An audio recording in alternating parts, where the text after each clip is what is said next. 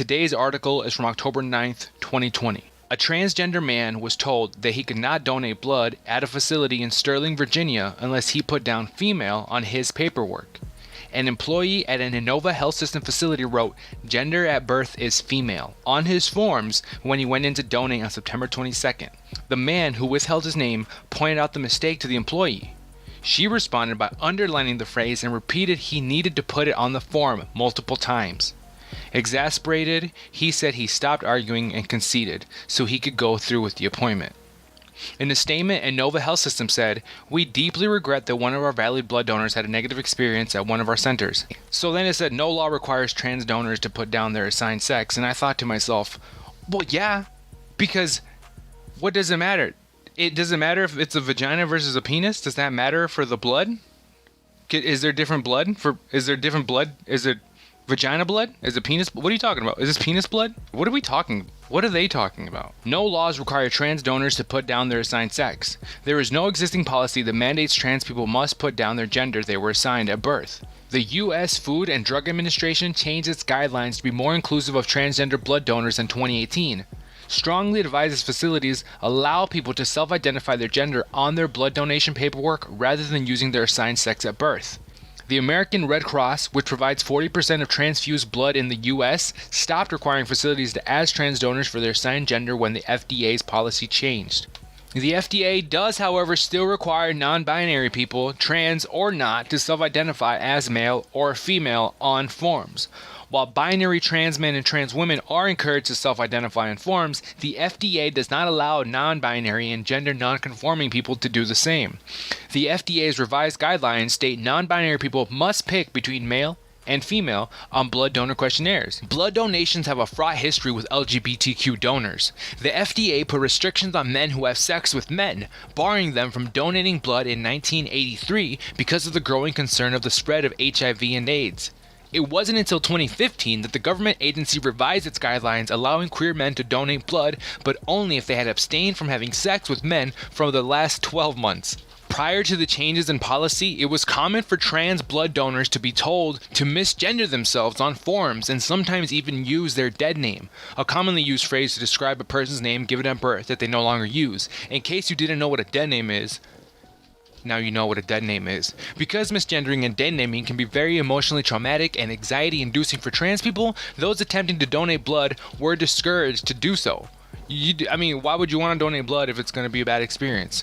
Speaking of bad experiences donating blood, the FDA still requires non-binary people, trans or not, to self-identify as male or female on forms. In 2019, a non-binary person in San Diego was denied from donating blood because their California state ID marker read X, a non-binary gender marker option available in a growing number of states. So as I was reading that article, I was clicking around to read further into the sources that they're citing, and one of them led here, and it says, "Why most gay men still aren't allowed to donate blood."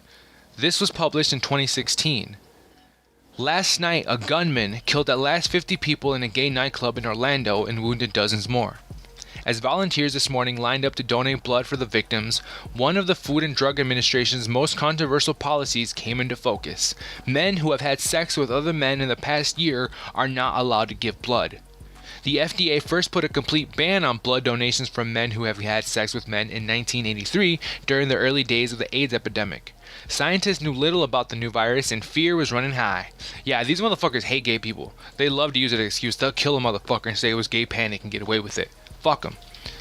But as testing for HIV became routine, even the medical community began rallying for an overhaul. In December 2015,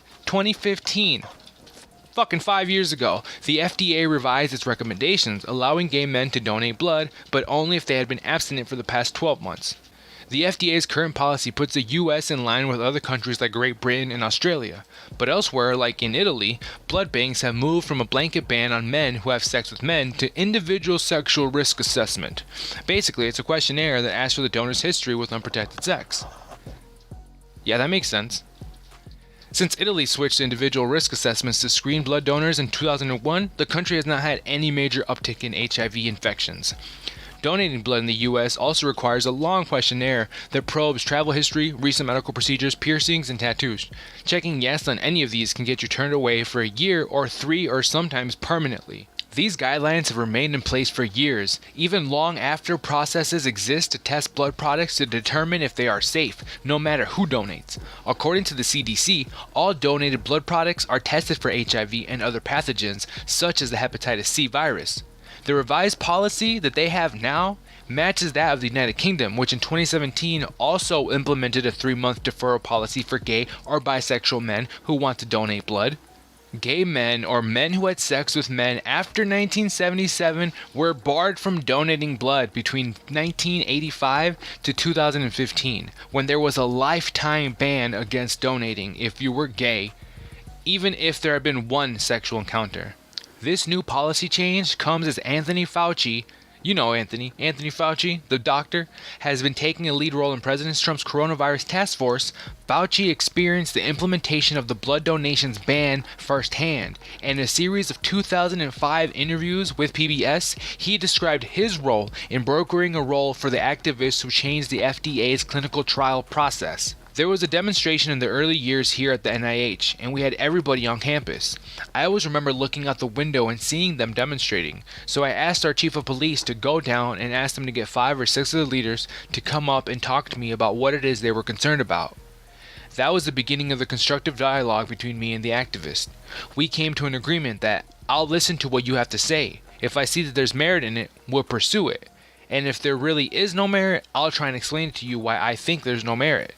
Because they were on base on more things than they were off base on. That's a direct quote from Anthony Fauci. He knows. The FDA's newest guidelines, as some continue to explain and express, continue to be based not on fact but on prejudice. Here's the thing, it never made any sense to me as to how they legitimately police that anyway.